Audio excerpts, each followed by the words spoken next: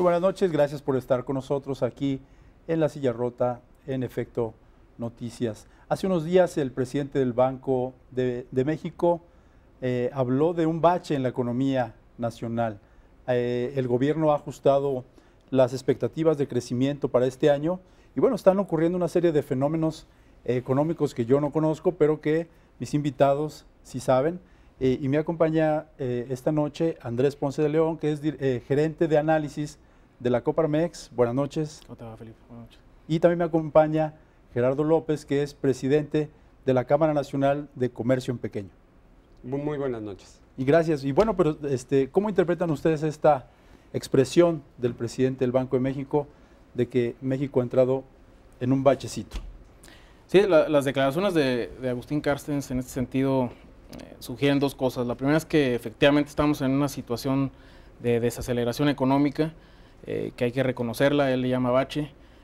También comentó que esperaban que conforme la recuperación de Estados Unidos en la segunda mitad del año se incrementara la recuperación de México, que de alguna manera está ligada con Estados Unidos, también pudiera crecer. Entonces yo creo que la conclusión inmediata es que las autoridades, particularmente quien dirige y diseña la política monetaria del país, están reconociendo que ya tenemos un fenómeno de desaceleración económica. ¿Qué significa esto, Andrés, en términos prácticos, para que la gente lo comprenda? Cuando el gobierno dice, en lugar de crecer 3.5, vamos a crecer 3.1, me parece. 3.1 ajustado. ¿Qué significa esto? ¿Es poco, es mucho?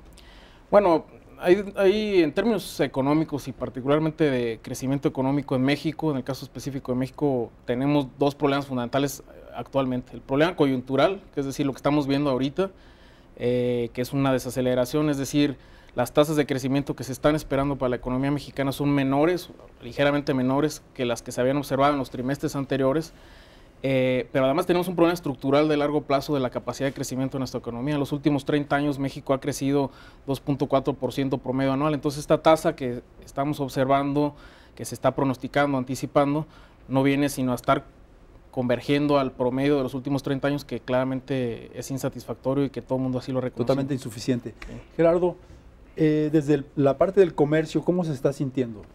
Pues mira, lo hemos comentado ya y lo veníamos diciendo desde el mes de marzo.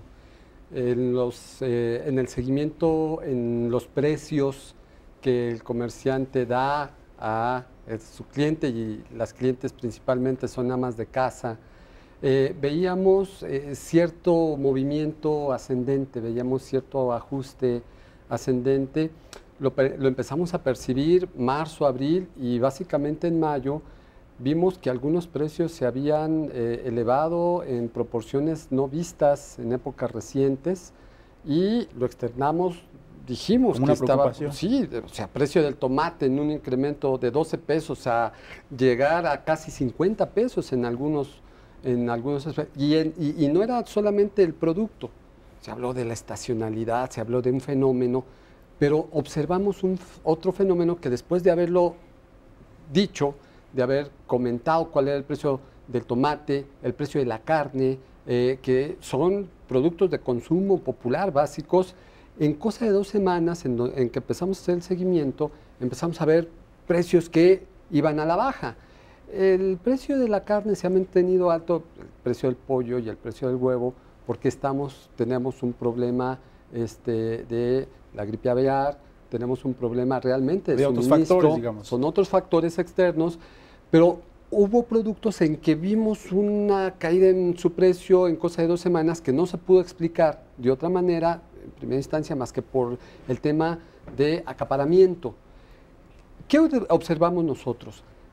Los precios variables, tan variables, no favorecen a la economía, no favorecen el gasto, e impactan fundamentalmente a las clases más necesitadas, a las amas de casa, a las familias. Y en ese sentido, la posición que hemos asumido como comerciantes organizados, como comerciantes establecidos, es que se debe buscar la estabilidad en precio, no precio fijo. Olvídense del precio fijo, nos han confundido. Tener un poco más de estabilidad, digamos, en los precios. Porque la estabilidad de los precios ayuda al consumo. Pero ustedes, ¿cómo están sintiendo el consumo? ¿Sí se nota la baja? Sí, claro, y se nota cómo las amas de casa, en vez de consumir ciertos productos a los que estaban acostumbrados por marca, por precio, empiezan a optar por otros productos. En vez de consumir la carne, que en algunos puntos sigue estando carne de res, precio kilo de 110 pesos, empiezan a consumir otros productos, otras carnes. Por ejemplo, antes la alternativa era el pollo, pero ahora la alternativa no puede ser el pollo porque está muy caro. Entonces voltean a la carne de res y empiezan a buscarle. Y sí vamos viendo, estamos observando cómo lo que se compraba, lo que alguien compraba con 100 pesos el año pasado, hace algunos meses, hoy ¿te alcanza para menos? Le alcanza para menos. Entonces estamos viendo esa bachecito que algunos pueden soportar, lo comentábamos antes de entrar al programa, quienes traen un carro un poquito nuevo y con una pueden aguantar más el golpe, soportan el bache, pero quienes ya traen un carro viejito que ya pasó por varios baches, luego se les descompone. Y este es el caso de las clases un poquito populares, más desfavorecidas, que ya no pueden soportar estas brusquedades económicas con tanta solvencia. Así es. También hubo un ajuste a la baja en cuanto a la expectativa de generación de empleo. Me acuerdo que los organismos empresariales anunciaron también pues una expectativa a la baja. Sí, hay diferentes variables que de alguna manera entran dentro del conjunto y el agregado de la actividad económica, no solo el empleo, está por supuesto la dinámica comercial al exterior, también los resultados de las últimas mediciones de INEGI respecto de importaciones, exportaciones, no son alentadoras, sugieren que este trimestre es relativamente malo respecto de los anteriores.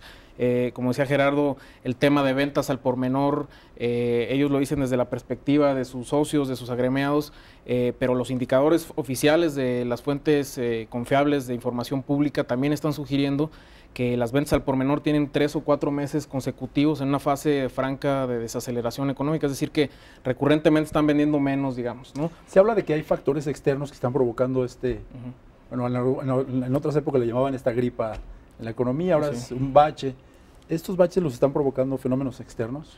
De alguna manera, ¿no? Como te decía al principio, por supuesto tenemos una dinámica de comportamiento estructural de la economía mexicana, y la explicación del fenómeno estructural, por supuesto, se atribuye a condiciones estrictamente estructurales de la economía mexicana, lo que tiene que ver con las reformas, con la dinámica de los acuerdos en México.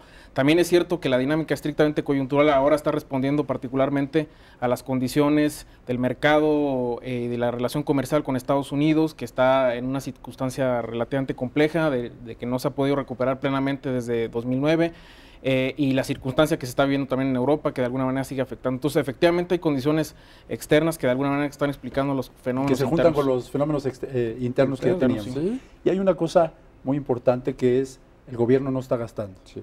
Platicamos de eso regresando del corte.